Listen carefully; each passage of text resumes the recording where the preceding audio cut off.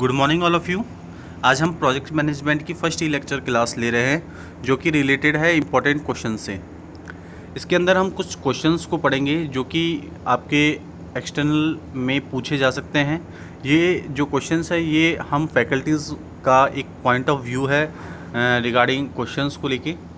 तो इसके अंदर जो हम पहला क्वेश्चन है हम वो पढ़ने वाले हैं कि what do you understand by project management, explain its features. कि आप प्रोजेक्ट मैनेजमेंट से क्या समझते हैं और उसके कुछ फीचर्स को एक्सप्लेन करिए। तो इसका आंसर हम किस तरीके से देंगे, पहले हम जो टॉपिक लिखेंगे वो लिखेंगे प्रोजेक्ट मैनेजमेंट कंसेप्ट क्या है। जब हम प्रोजेक्ट मैनेजमेंट कंसेप्ट को बताएंगे तो प्रोजेक्ट और मैनेजमेंट दोनों को हम लोगों को अलग अलग तरीके से डिफाइन करना होगा। तो सबसे पहले अगर हम प्रोजेक्ट की बात करें तो ये एक टेम्परेरी एंडेवियर होता है जो कि कोई यूनिक प्रोडक्ट और सर्विस और रिजल्ट को बनाने के लिए किया जाता है। इसकी क्या क्या की थिंग्स हैं, तो जो प्रोजेक्ट होता है उसका एक स्टार्ट और एक एंड पॉइंट होता है। जो भी प्रोजेक्ट हम बनाते हैं वो एक प्रोजेक्ट ऑब्जेक्टिव्स के अटेनमेंट के रिगार्डिंग बनाते हैं और वो प्रोजेक्ट के ख़त्म होने के बाद वो उससे अचीव हमें हो जाता है। Temporary does not necessarily means short in duration. Temporary का मतलब हम ये नहीं बता रहे प्रोजेक्ट कि जो प्रोजेक्ट होता है वो शॉर्ट ड्यूरेशन का होता है। टेम्परेरी मीन्स कि हाँ, जब तक हमारा ऑब्जेक्टिव अचीव हो जाता है तब तक हम उस प्रोजेक्ट के अंदर वर्क करते रहते हैं। जब हमारा ऑब्जेक्टिव ख़त्म हो जाता है तो हम प्रोजेक्ट को टर्मिनेट कर देते हैं। Temporary does not generally apply to the product, service और रिजल्ट। जो टेम्परेरी जो वर्ड है वो प्रोडक्ट, सर्विस और रिजल्ट से रिलेटेड नहीं है और उन पे भी उसमें कोई भी तरीके की अप्लाई नहीं होता है ये temporary word. According to Harrison, a project can be defined as a non routine, non repetitive, no one off undertaking normally with discrete time, financial and technical performance goals.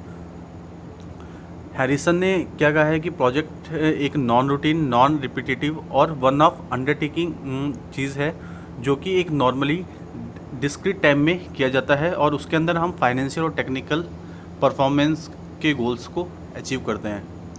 अब हम कुछ कैरेक्टरिस्टिक्स पढ़ने वाले हैं प्रोजेक्ट की। तो अगर objective देखें तो प्रोजेक्ट का क्या ऑब्जेक्टिव होता है। एक project has a set of objective और ए मिशन।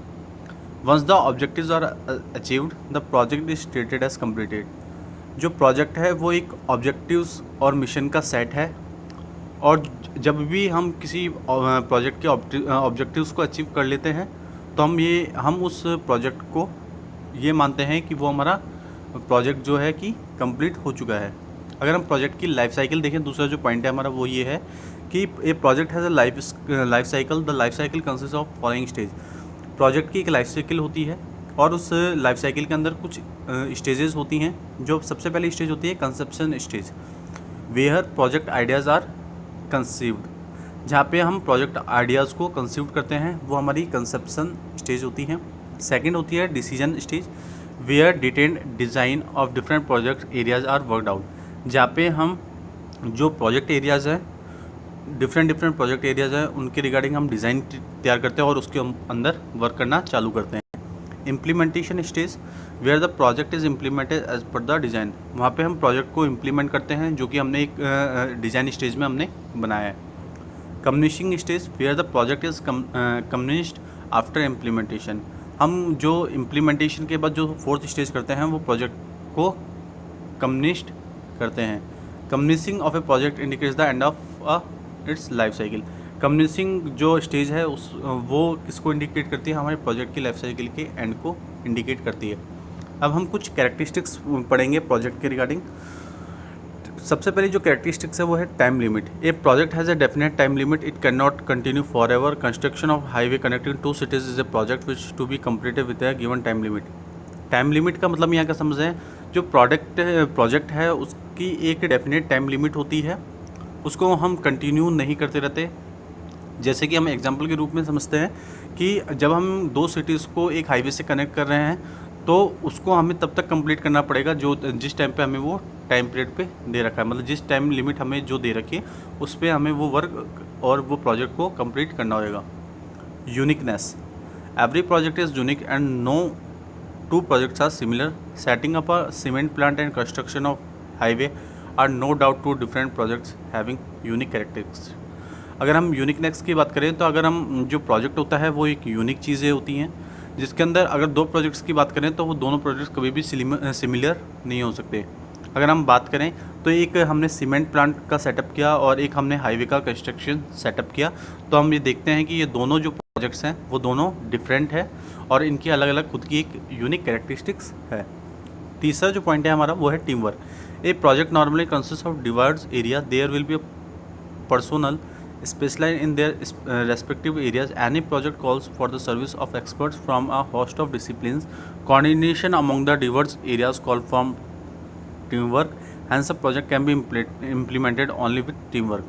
जो प्रोजेक्ट है वो मेनली डाइवर्स एरिया के अंदर कंसिस्ट होता है और उसके अंदर हम पर्सनल जो स्पेशलाइज होते हैं रेस्पेक्टिव एरिया से उनको अपॉइंट करते हैं और हम प्रोजेक्ट की कॉल्स को जो कि सर्विस के एक्सपर्ट्स होते हैं उनको एक होस्ट ऑफ डिसिप्लिन्स के रिगार्डिंग उस प्रोजेक्ट के अंदर वर्क करने के लिए कहते हैं।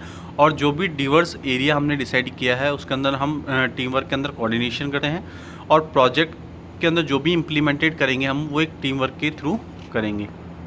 Complexity, next point, a project is a complex set of activities relating to diverse areas. Technology service, choosing the appropriate technology, procuring the appropriate machine and equipment, hiring the right kind of people, arranging for financial resources, execution of project in time by proper scheduling of the different activities etc. contribute to the complexity of the project.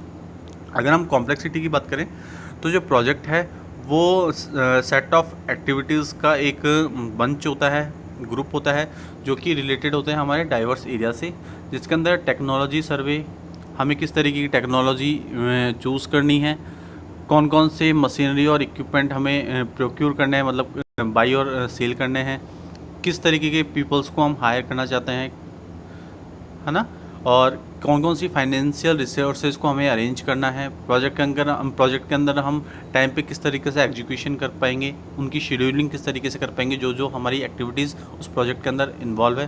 तो ये सारे जो contribution होते हैं वो project की complexity को बताते हैं। फिफ्थ है subcontracting. Some of the activities are entrusted to subcontractors to reduce the complexity of the project. Subcontracting will be advantageous if it's reduce the complexity of the project so that the project management can coordinate the remaining activities of the project more effectively. जो भी project की activities होती हैं वो एक सब contract के through की जाती है जो कि उस प्रोजेक्ट की कॉम्प्लेक्सिटी को कम करते हैं, और जो सब कॉन्ट्रैक्टिंग होती है वो एक प्रोजेक्ट के एडवांटेजेस होते हैं जो कि प्रोजेक्ट की कॉम्प्लेक्सिटी को कम करने के साथ साथ जो भी प्रोजेक्ट मैनेजर है उनके साथ कोऑर्डिनेट करते हैं बाकी की एक्टिविटीज़ को, जिससे प्रोजेक्ट बहुत ज़्यादा इफेक्टिवली बनता है।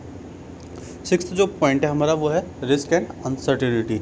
Risk and uncertainty go hand in hand with project. A risk free project can not be thought of even if a project appears to be risk free. It only means that the risk elements is not apparently visible on the surface. It will be hidden underneath. The risk factor will come to surface when condition become conducive to it. Risk और uncertainty का मतलब क्या होता है कि risk और जो uncertainty है उसको हम प्रोजेक्ट के अंदर हैंड करते हैं, मीन्स उसको हम इन्वॉल्व करते हैं, क्योंकि अगर कोई भी प्रोजेक्ट रिस्क फ्री होएगा तो वो अच्छे से प्रॉपर तरीके से वर्क नहीं कर पाएगा। अगर कोई भी प्रोजेक्ट रिस्क फ्री होता है तो हम ये मानते हैं कि हमने उन रिस्क को विजिबल नहीं किया जो कि उस प्रोजेक्ट के अंदर इन्वॉल्व थी। साथ साथ जो भी रिस्क फैक्टर होते हैं उस पर्टिकुलर फील्ड मीन्स सरफेस की रिगार्डिंग उसके जो कंडीशंस होती हैं उसको हम कंडक्टिव करते हैं। Customer specific nature. A project is always customer specific. This is because the project produce or service offered by the project are necessary to be customer oriented. It is the customer who decide upon the product to be produced or service to be offered, and hence it is the responsibility of any organization to go for project and services that are suited to customer needs. जो project है वो specific customer को specify करता है। इसके अंदर हम जो भी प्रोडक्ट्स हैं जिनको प्रोड्यूस कर रहे हैं और जो भी हम सर्विस ऑफ़र कर रहे हैं प्रोजेक्ट के थ्रू अपने कस्टमर्स को, तो हम ये कहते हैं कि जो प्रोजेक्ट होता है वो कस्टमर ओरिएंटेटेड होता है। जो कस्टमर डिसाइड करता है कि उसको किस तरीके के प्रोडक्ट चाहिए उनको हमें प्रोड्यूस करते हैं हम लोग, जिस तरीके की उनको सर्विस चाहिए होती है उसको हम प्रोजेक्ट के थ्रू ऑफ़र करते हैं। ये हमारी एक ऑर्गेनाइजेशन की ये रिस्पॉन्सिबिलिटी होती है कि उस प्रोजेक्ट के रिगार्डिंग जो भी प्रोजेक्ट्स और प्रोडक्ट्स और सर्विसेज हैं उससे हम अपने कस्टमर्स की नीड्स को फुलफ़िल करें। नेक्स्ट जो पॉइंट है हमारा वो है change occur throughout the life span of a project as a natural outcome of many environmental factors. The changes may vary from minor changes which may have a very little impact on the project to major changes which may have a big impact or even may change the very nature of the project. अगर हम changes की बात करें तो हम देखते हैं कि जो प्रोजेक्ट की जो लाइफ साइकिल होती है उसके अंदर हर स्टेज के अंदर चेंजेस होते हैं और वो चेंजेस इसलिए किए जाते हैं कि जिससे हमें जो हमारे पर्टिकुलर जो प्रोजेक्ट का जो आउटकम है वो हमें अचीव हो और उसके अंदर कुछ इन्वायरमेंटल फैक्टर्स भी इन्वॉल्व होते हैं। अगर इन चेंजेस की बात करें तो हम एक माइनर चेंजेस से और उन सारे प्रोजेक्ट के इम्पैक्ट्स को फुलफ़िल करते हैं जो कि उस प्रोजेक्ट के अंदर इन्वॉल्व होते हैं। अगर कोई भी एक बिग इम्पैक्ट उस प्रोजेक्ट के अंदर इन्वॉल्व है तो हम उसके नेचर को भी धीरे धीरे चेंज करने लगते हैं। नेक्स्ट पॉइंट है हमारा forecasting the demand for any product service that the project is going to produce in an important aspect. Only if the forecast gives positive indication the project is taken up for further study. Forecasting का मतलब हम यहाँ का समझ रहे हैं जो भी हम प्रोडक्ट और सर्विस एक प्रोजेक्ट के थ्रू बना रहे हैं उसकी डिमांड क्या है और उसके अकॉर्डिंग हमें क्या प्रोड्यूस करना है, वो हमारा इंपॉर्टेंट एक्सपेक्ट होता है प्रोजेक्ट के अंदर। हम चीज़ों को फोरकास्ट करते हैं, अगर हमारा जो फोरकास्ट है वो पॉजिटिव इंडिकेशन दे रहा है तो हम प्रोजेक्ट को आगे फर्दर स्टडी करते हैं। Optimality, a project is always aimed an optimum utilisation of resources for the overall development of the organization and economy. Resources are scarce and resources have a cost. Hence, optimum utilization of resources is a must for any project.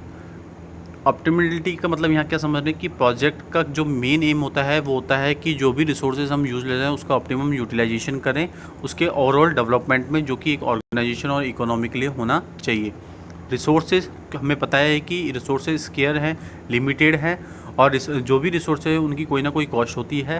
तो इसलिए project के अंदर हम जो भी optimality लेते हैं means optimum utilisation of resource को इन्वॉल्व करते हैं कि हम जो रिसोर्सेज है उनका ज़्यादा से ज़्यादा यूज़ करें, लेकिन उसका भी उसके अकॉर्डिंग हम उसका यूटिलाइजेशन भी प्रॉपर तरीके से या मिनिमम तरीके से उसका यूज़ करें। Thank you. आज के लिए आज हम लोगों ने फर्स्ट क्वेश्चन को कवर किया जो कि मेनली प्रोजेक्ट मैनेजमेंट से रिलेटेड था। वहाँ पे हमने प्रोजेक्ट क्या है, प्रोजेक्ट मैनेजमेंट क्या है, तो आपने क्या समझा कि जो प्रोजेक्ट है वो प्रोजेक्ट का एक टेम्प्रेरी एंडिव्योर है जो कि किसी प्रोडक्ट सर्विस या रिजल्ट को यूनिक बनाने के लिए किया जाता है। और अगर हम मैनेजमेंट की बात करें तो मैनेजमेंट क्या है, मैनेजमेंट एक आर्ट है। Management is a art of getting things done to others in formally organised group. Means management क्या है, एक आर्ट है जिससे हम लोगों को किस तरीके से अपना काम निकलवा सकते हैं वो हम मैनेजमेंट के थ्रू पढ़ते हैं। तो आज हमने प्रोजेक्ट मैनेजमेंट क्या है उसको समझा, उसके कंसेप्ट्स को समझा, प्रोजेक्ट के क्या क्या ऑब्जेक्टिव्स होती हैं, प्रोजेक्ट की क्या लाइफ स्टाइल होती है, उसमें कौन कौन सी स्टेजेस होती हैं। उसके बाद हम लोगों ने कैरेक्टरिस्टिक्स पढ़ी प्रोजेक्ट मैनेजमेंट की कि कौन कौन सी कैरेक्टरिस्टिक्स होती हैं। तो हमने देखा कि उसमें टाइम लिमिट होती है, यूनिकनेस होती है, टीम वर्क होता है, कॉम्प्लेक्सिटी होती है, सब कॉन्ट्रैक्टिंग होती है, रिस्क एंड अनसर्टेनिटी होती है। उसके बाद कस्टमर स्पेसिफिक नेचर होता है, मीन्स कस्टमर ओरिएंटेड होती थी। उसके बाद हम पढ़े थे कि जो प्रोजेक्ट होता है उसके अंदर चेंजेस होते हैं। और 9th पॉइंट हमने पढ़ा था कि जो प्रोजेक्ट होता है उसकी हम फोरकास्टिंग करते हैं, मीन्स उसकी फ्यूचर डिमांड देखते हैं। लास्ट हमने पढ़ा कि ऑप्टिमिलिटी की मीन्स कि हम जो भी रिसोर्सेज यूज़ करने वाले हैं उस प्रोजेक्ट के अंदर तो उसका कैसे फुली यूटिलाइजेशन हम कर सकते हैं एक प्रोजेक्ट के थ्रू। तो thank you so much and have a nice day. और बाकी के जो क्वेश्चन हैं हम नेक्स्ट लेक्चर में कवर करेंगे।